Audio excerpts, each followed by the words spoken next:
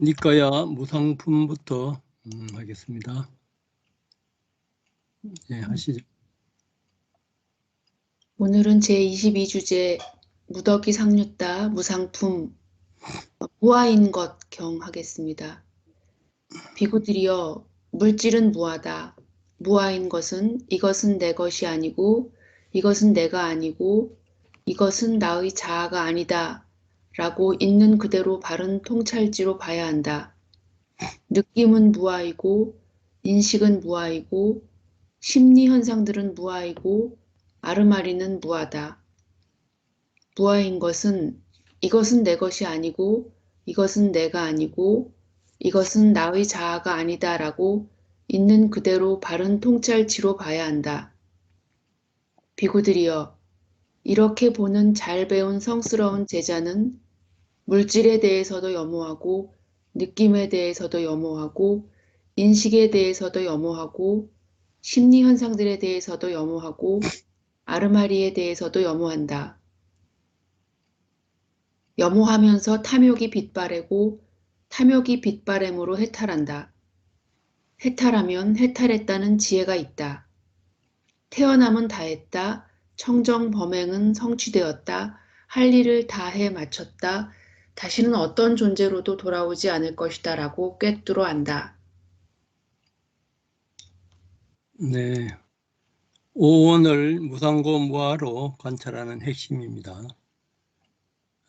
처음에 관찰할 때도 통찰지로 봐야 되고 통찰지 빤냐, 그리고 깨닫고 나서도 해탈했다는 지혜가 생긴다.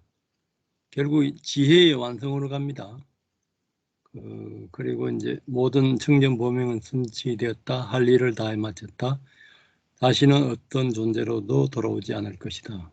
깨뚫어 안다. 깨뚫어 안다. 이것이 또 이제 빤냐, 통찰지입니다. 이때 지혜가 냐냐인지 빤냐인지 이거 얻는데, 어떨 때는 빤냐 쓰고 어떨 때는 냐냐 쓰고, 미얀마에서는 냐냐하고 빤냐를 거의 동의어로 봅니다. 네, 유식이란 무엇인가 계속하시죠. 오늘 유식이란 무엇인가 45페이지부터 하겠습니다. 본문에 들어가기 전에 먼저 두 가지에 대해서 미리 복습 및 예습을 하겠습니다. 본문에 나오게 될 삼성이란 육아유식종에서 변계소집성, 의타기성, 원성실성을 가리키는 불교의 교리입니다. 먼저 변계소집성은 본래 없는 것을 범부의 망상으로 갖가지 추측, 억측을 통하여 있다고 집착하게 하는 것으로 예컨대 토끼뿔, 그 다음에 성녀생아 등이 여기에 해당된다고 합니다. 말하자면 토끼뿔이란 실제로 존재하지 않지만 긴 귀를 뿔로 착각하는 경우인데 마찬가지로 깨달음에 의하여 관조된 경지가 아니라 범부의 미망 때문에 있는 것처럼 잘못 판단되는 일체의 사물 현상을 변계소집성이라고 합니다. 의타기성은 만물이 인연에 의하여 생겨났다는 뜻으로 사물은 언제나 원인과 결과에 의하여 생성, 소멸을 거듭한다는 것입니다. 즉 존재를 존재하게 한 근원이 소멸될 때 만물은 공의 본질로 되돌아가는데 인연이기 때문에 무자성임을 나타내는 유식의 철학관입니다. 세 번째 원성실성은 현상의 본체, 즉 원만하게 모든 것을 성취시키는 진실한 진여의 경지를 가리킵니다. 그것은 무한한 가능성의 바다이며 일체를 용납하는 사물의 본성입니다. 그러나 공무라고 표현했을 때 허물론적 관념을 타파하기 위하여 실성이라는 단어를 사용하였습니다. 이를테면 진공묘유의 근원적 진리를 가리키는 말입니다. 그 다음에 나오는 5가지 유식관, 즉 오중유식관에 대해서 말씀드리겠습니다. 이 세상의 모든 것이 유식소변의 현상에 불과하다는 것을 관법의 대상으로 삼음에 있어서 보다 얕은 안목에서부터 점차로 깊은 곳에 이르는 점입심관의 수행법을 채택하여 오중으로 설한 유식광법, 이것이 바로 5가지 유식관입니다.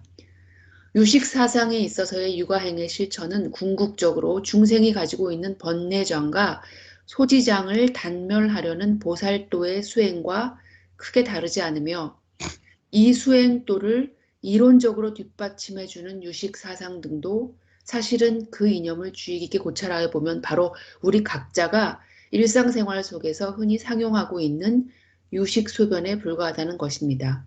이러한 관법을 유식관이라고 부르는데 이는 유의무의의 일체제법상의 자상을 3가지로 나누어서 밝힐 때도 변계소집성의 그것은 본래 허무한 것이라고 관찰하는 것부터 시작하여 점차로 5번에 걸쳐서 거듭되는 관법으로 닦아 마침내 인식 주체상의 형상까지도 환상과 같은 것이므로 이를 버리고서 오직 우리의 본성만을 그 경계로 삼아야 한다는 이런 것을 강조한 수행법이라고 하겠습니다. 먼저 견허존실 유식관입니다. 우리 책에는 이 유식관에 대해서 유허존실식이라고 얘기했는데 여기 제가 찾아본 것은 견허존실 유식관입니다. 무의의 세계를 포함한 일체의 현상 세계는 그 속성을 보면 변계 소집성과 의타기성 및 원성실성의 3가지 성질로 구성되는데 여기에서 의타기성의 것과 원성실성의 것은 진실한 것이므로 이를 존치하고 변계 소집의 것은 우리 범부들의 감정상의 소산이어서 허무한 것으로 이를 재견해야 한다는 것을 관하는 유식관을 말합니다.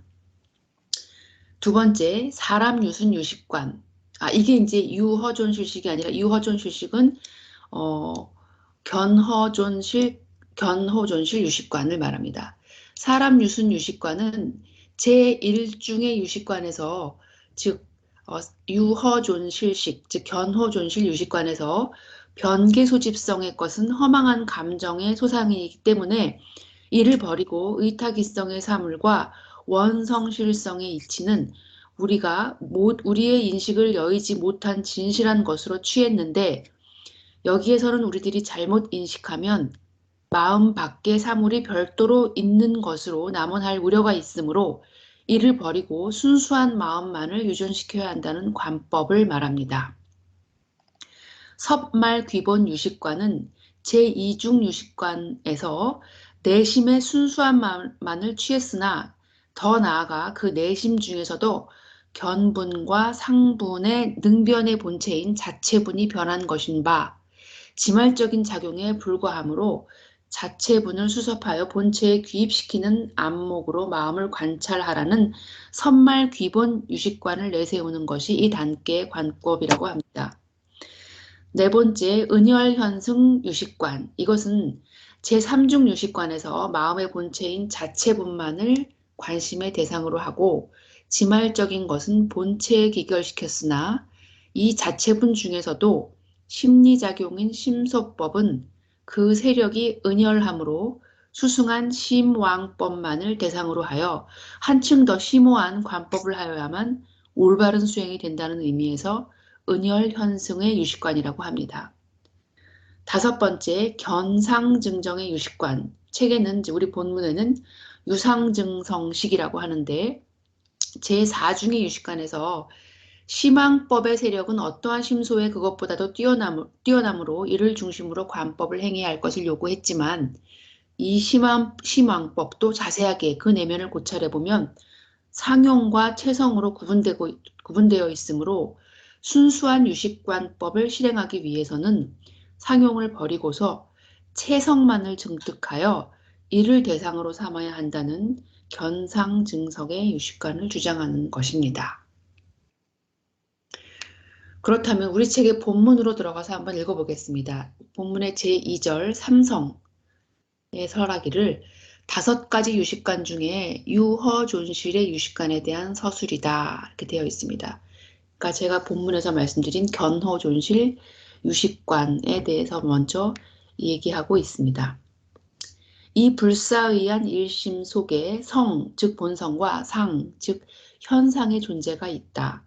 불사의한 일심이란 5가지 유식관 중 첫째인 유허존실식에 대한 서술이다.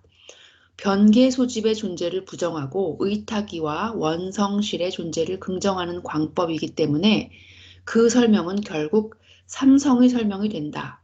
삼성이란 아까 제가 말씀드린 변계 소집성, 의탁이성, 원성실성을 얘기하고 있습니다. 유식사상의 핵심인 하나의 삼성에 대해 눈에 보고자 한다. 양변은 마음을 일심이라 표현하고 그 마음을 불사의라고 형용한다. 일심이라는 말의 사용은 화엄경 10지품 중에 있는 시타마트라, 즉 유심을 한 역자가 일심으로 번역한 것에서 시작된 듯한데 화엄경에서 삼계는 오직 한 마음일 뿐이니 마음 밖에는 별다른 법이 없다.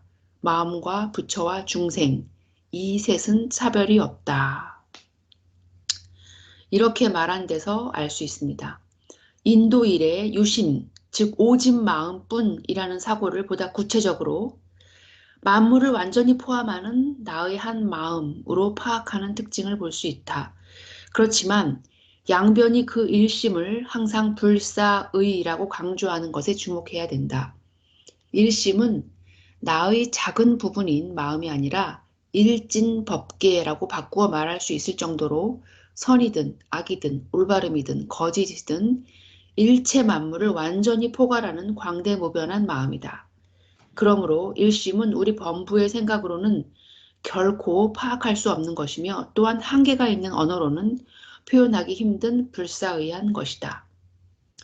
현상적인 존재와 그 본성, 불사의한 일심 속에 성이 있고 상이 있다고 말합니다. 성은 원성실성이라고 하는 진여의 이치이고 상은 의탁이성이라고 하는 유의의 모든 법이다. 유식사상은 성상학이라고도 불리는 것처럼 존재를 성과 상으로 분명히 나누고 각각의 존재 방식을 규명하는 것을 목표로 한다. 특히 상의 분석을 우선적인 관심사로 취급하기 때문에 법상학이라 하며 그 종파명을 법상종이라고 한다. 존재의 본성, 실성에 즉시 도달하는 것을 목표로 하는 것이 아니라 현상적인 존재의 상을 밝혀나가면서 서서히 본성의 진리에 접근하는 것이다. 상이라는 말은 유식사상에서는 여러 가지 의미로 사용된다. 그러나 이 경우의 상은 유의의 모든 법이라고 말해지듯이 현상적 존재의 전체를 의미한다. 현상적 존재는 불교에서는 사라고도 하며 상과 더불어 사상이라고도 한다. 왜 유의의 모든 법을 상이라고 부르는가? 그것은 사물이든 마음이든 현상적 존재는 모두 어떤 상을 갖기 때문이다. 상은 상상이라고 바꾸어 말할 수도 있다. 즉 형태, 모습을 의미하는 용어이지만 시각 대상으로서의 형태나 모습만을 의미하는 것은 아니다. 상, 즉 상상은 존재하는 것의 존재 방식, 일반을 나타내는 용어이다. 존재하는 것은 반드시 어떤 존재 방식을 갖는다. 예를 들면 내 눈앞에 손이라는 모습을 지니고 사물을 쥐는 등의 작용을 하는 손이라는 의미 혹은 특질을 갖는다. 여기서 말하는 모습, 작용, 의미 혹은 특질 등을 종합하여 상이라고 부를 수 있다.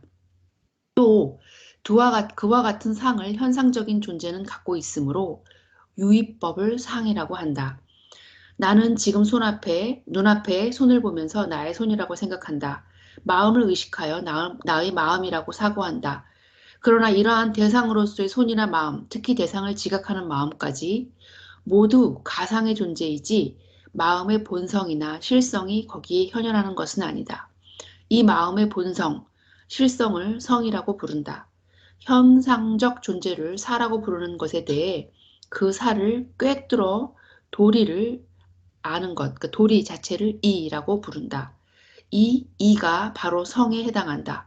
따라서 사를 상이라 하고 하는 것에 대해 이를 이성이라고 말한다. 사를 상용, 또 이를 성체라고 말하기도 한다.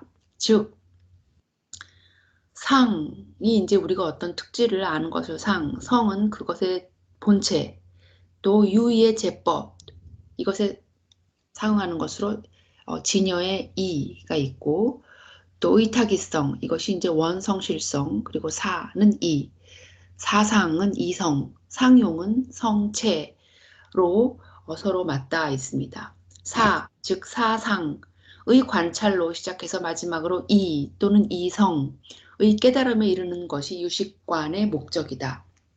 이란 진여의 이치로서 만물의 존재가 그것에 의해 성립하는 진리이다. 진리를 참된 도리라고 해석하듯이 도리 중에서도 그 근저에 깔려있는 구국의 도리이기 때문에 진리는 결코 언어나 논리에 의해 이해되는 것이 아니다.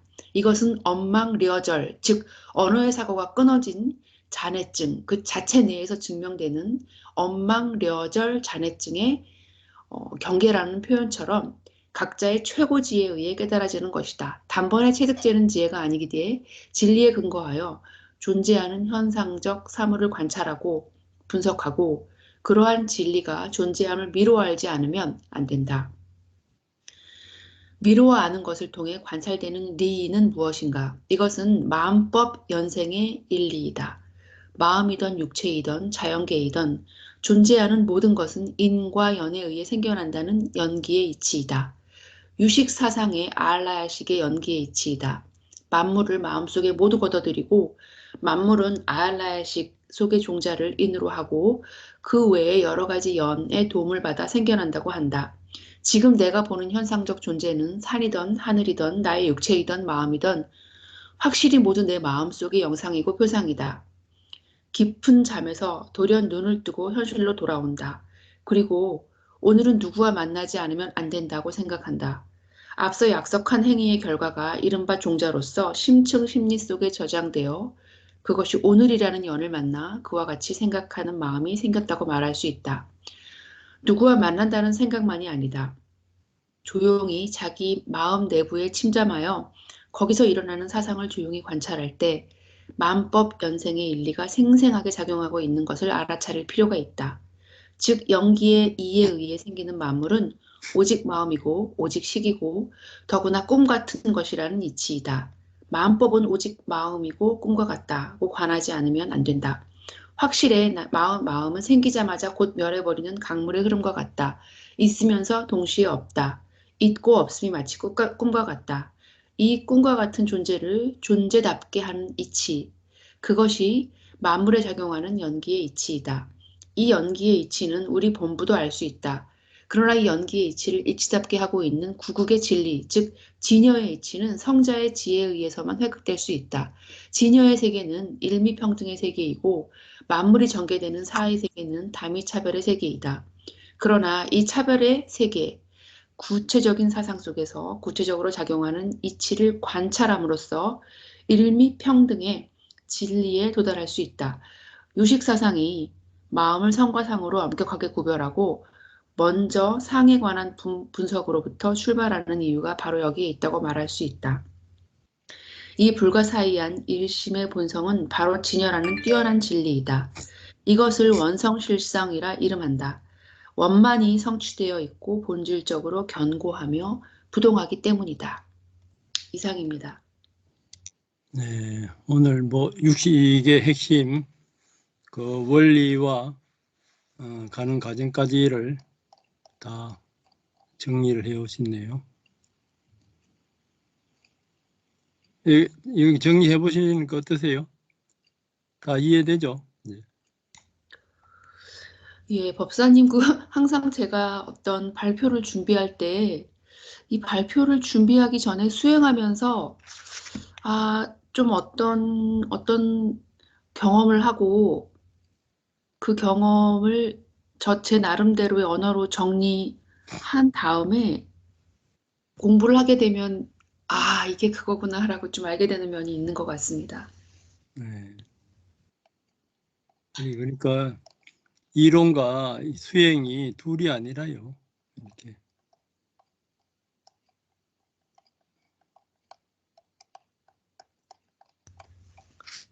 그러니까 이제 니까야에서는 이제 현상에서 무상고 무아를 완전히 무명의 멸까지를 가서 이제 해탈하는 그 지혜를 이제 이루는데, 유식에서는 그 현상을 이제 변계 소집성, 의타기성 요 현상에서 무상고 무아를 봐서 완전히 탐진치가 없어지면은 그 자리가 이제 원성 실성이다 이거죠. 이게 이제 뭐 니까야에서는 열반으로 그렇게 이제 봐도 되죠. 진여 열반. 그러니까 일반인들은 이 오온을 있다고 나다 내 것으로 보니까 토끼풀이나 그 승려가 그 돌비석이 있잖아요. 돌비석이 애를 낳는 거 그런 이제 허상이다 이거죠. 그런 허상을 갖고 수없는 생을 사는 거예요. 일반인 범부들은. 그런데 그 허상을 자세히 보면은 홀로 일어나지 않고 이 조건 지어져서 일어난다 이거죠. 그 조건성이 의타기성입니다. 이 의타기성에서 이 탐진치가 완전히 없어지면은 그 자리가 이제 진여의 진공묘유의 그 원성실성이라요. 그래서 이제 수행도 바로 이 자리에 진공묘유의 자리에 아주 뭐 상상근기 같으면 바로 갈 수 있는데 그런 사람들은 전생에 많이 닦은 분들이고 결국은 이제 현상에서 이렇게 관찰에 들어갑니다. 현상에서 이제 현상에 이제 일어나는 그 변계 소집성이나 의타기성 여기에서 이제 그 현상보다는 그 밑에 있는 보는 마음, 이것이 지난번에 했죠. 지난번에 할 때는 이제 첫 번째가 유호존실석이 외경이라 바깥의 외경이고, 두 번째는 이것은 이제 외경에서 이제 보는. 예, 법사님 말씀 중에 죄송합니다. 요 네. 사람 유순 유식관이 아니라 네. 그 위에 네. 그 견허존실 유식관이 유허존실식입니다. 그래서 제가 지금 채팅에 다시 올렸습니다. 본문을. 예, 그거만 위로 올려주시면 될 것 같습니다.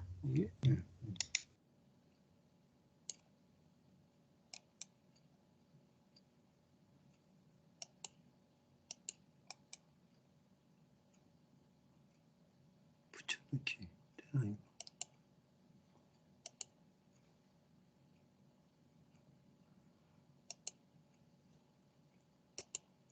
그러니까 이것은 이제 왜 바깥에 외경이고 그 외경을 또 이 상분하고 경분으로 나눠요. 그 외경을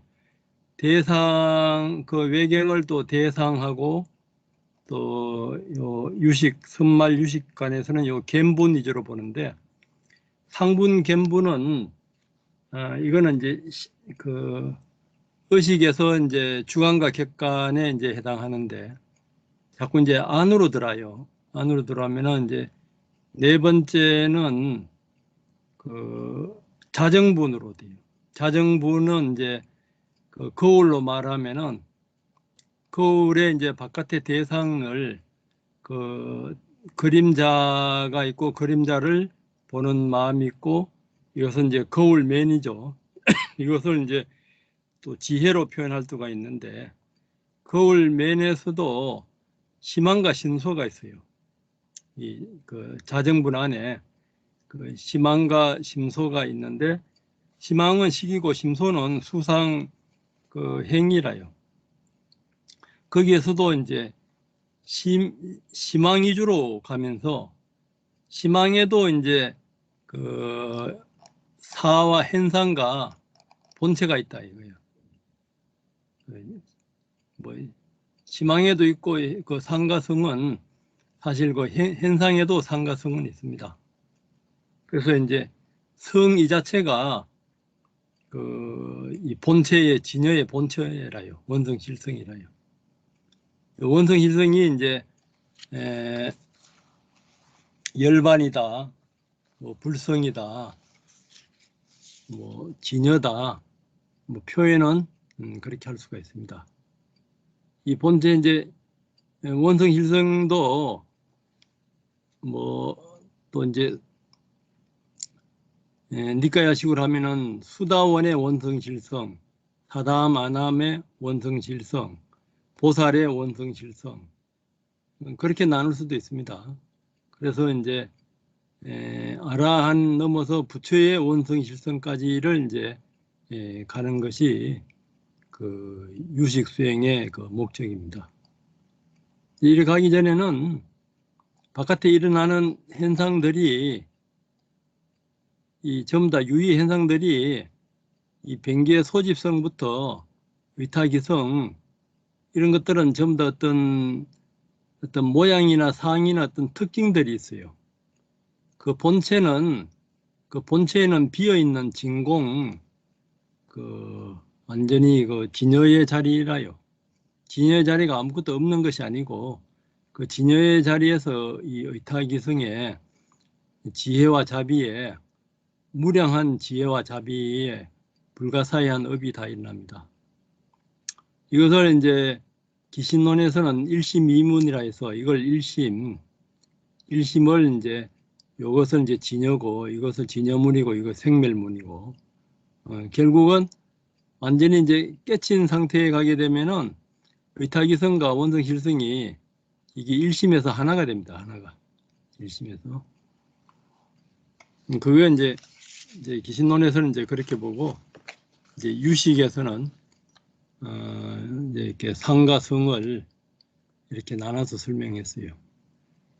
다른 책에서는 이제 성과 상을 이렇게 나눠서 설명하는 경우가 잘 없어요. 이제 성유식에서는 이 부분을 좀 구체적으로 다뤘습니다. 이에 대해서 뭐 질문이나 나누고 싶은 이야기 있으면 하시고요.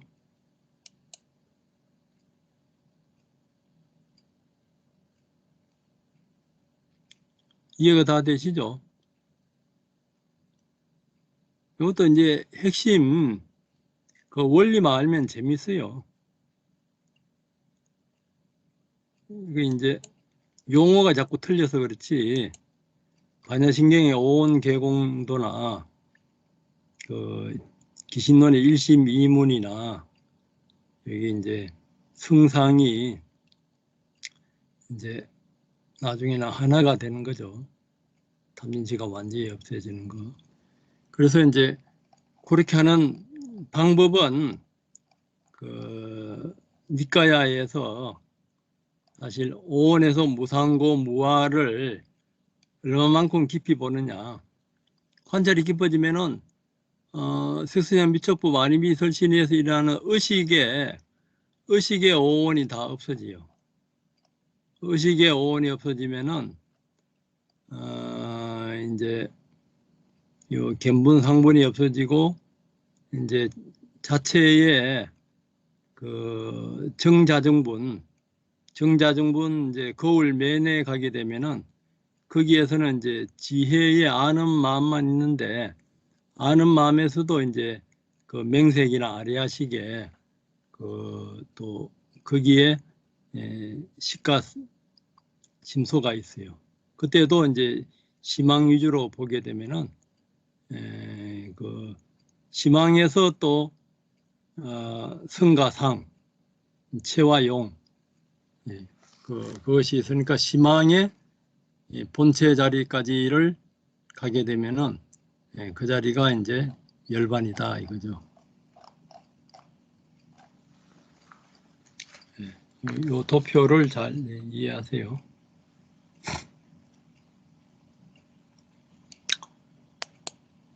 그러니까 설명만 여러 각도로 하지 그 핵심 내용은 같아요. 그 핵심 원리와 어떤 그 법칙성을 그것을 이제 빨리 이해하셔야 돼요. 이해하시면은 수행도 그 법칙성이라요. 그 법칙성을 알고 하면은 옆길로 안 가는데 그걸 모르고 하면은 자기는 열심히 한다고 하는데 딴 길로 가는 거예요.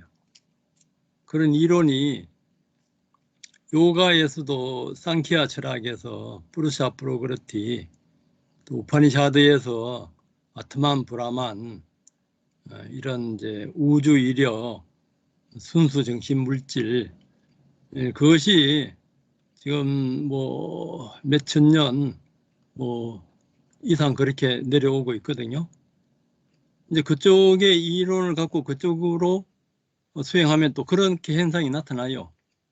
그게 만법 유식이잖아요. 그리고 또 이 유식이나 기신론이나 아비담마식으로 이제 온 12연기를 관찰하면 또 그렇게 나타나요. 우리 마음이 이 만법 유식이기 때문에. 그래서 부처님이 가셨던 그 길을 이해를 하면은 그 이해한 그 지도가 나타나요. 그 지도를 따라서 가면은 이제 부처님이 가셨던 열반에 도달하는데, 그렇지 않고 이제 다른 수행이나 다른 종교에서는 그쪽에서도 길이 있어요.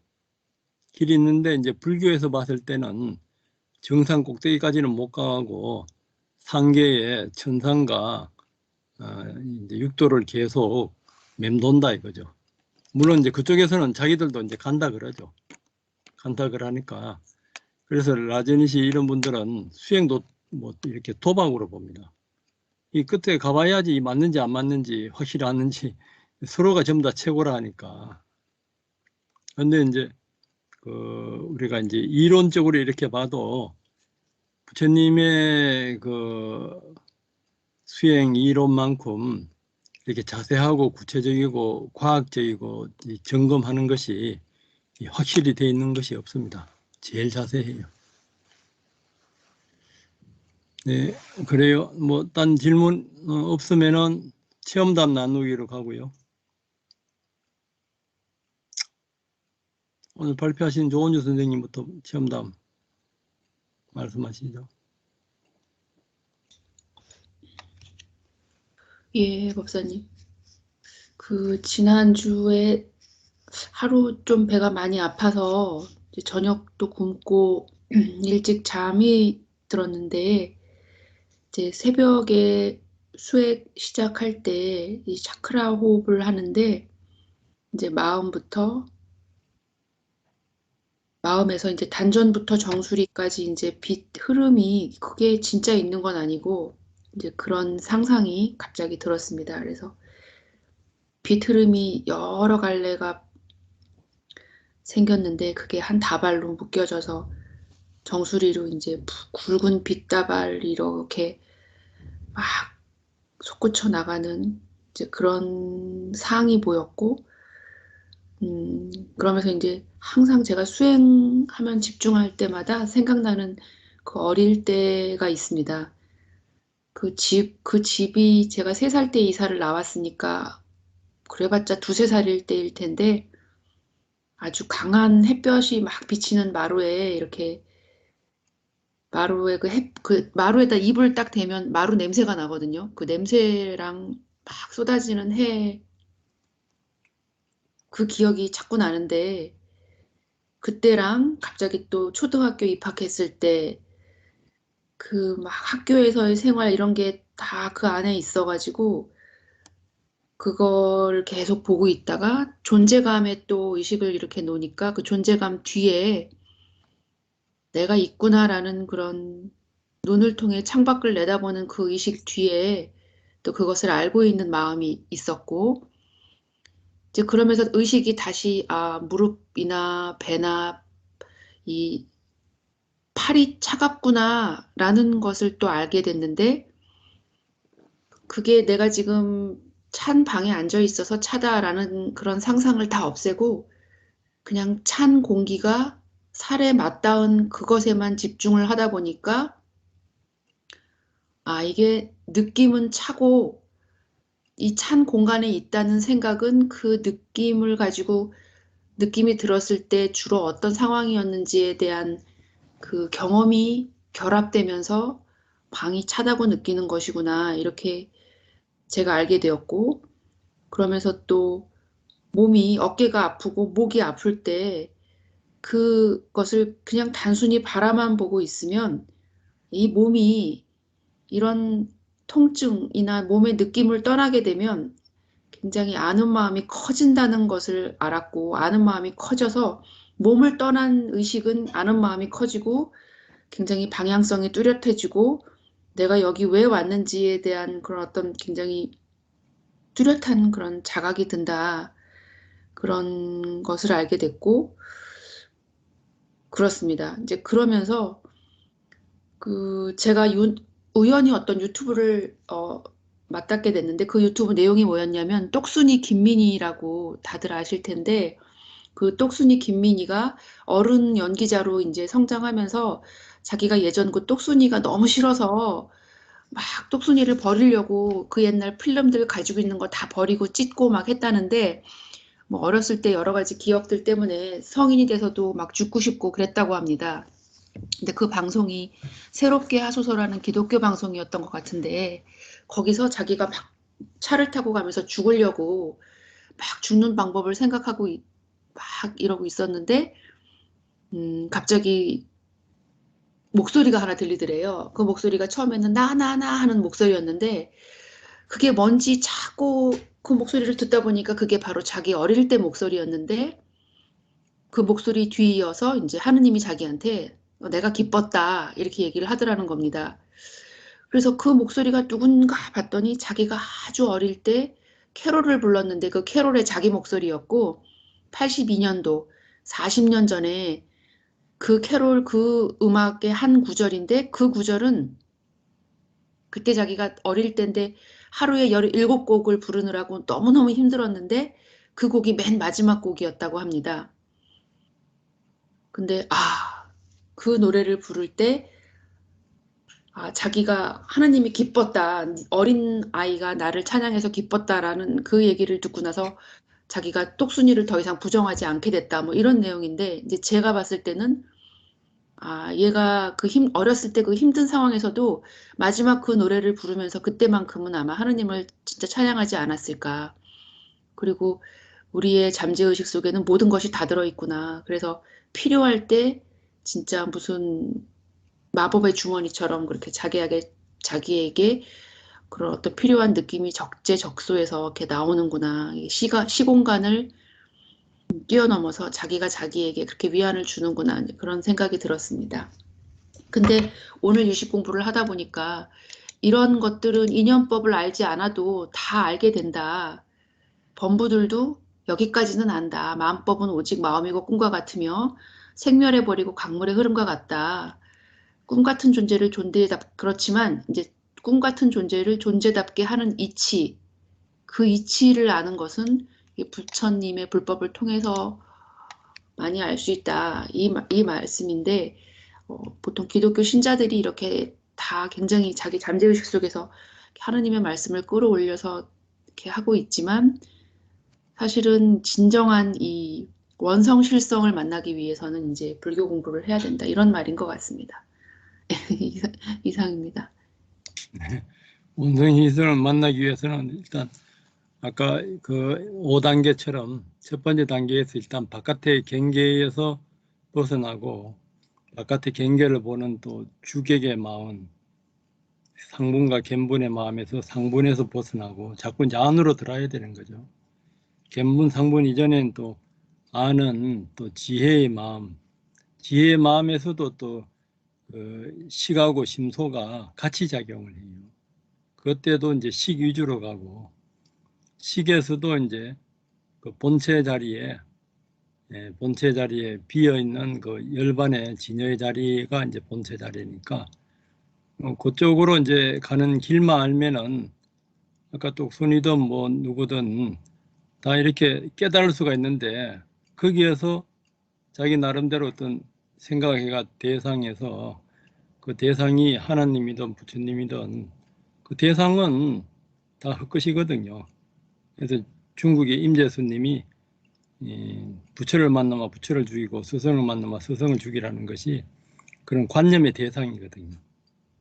제가 그때 목사님들한테 이야기를 하니까 그 목사님 한 분이 하나님을 만나면 하나님을 죽이고 예수를 만나면 예수를 죽이라 이거 한바탕 웃었는데, 그것이 자기 관념의 그 예수고 하나님이고 관념의 부처고 스승이고 이러니까 이 관념을 일으키는 그 이전에 그 주체의 마음, 그 주체의 마음에서 또 거기에서 희망과 심소, 희망을 가지고 완전히 그 생멸이 다 해버린 그 진여의 마음 자리에 가는 그런 걸 이해하고 그 길을 알면은 다 깨칠 수가 있는데, 그걸 모르면은 또 이제 바깥에서 뭐 계속 헤매는 거죠.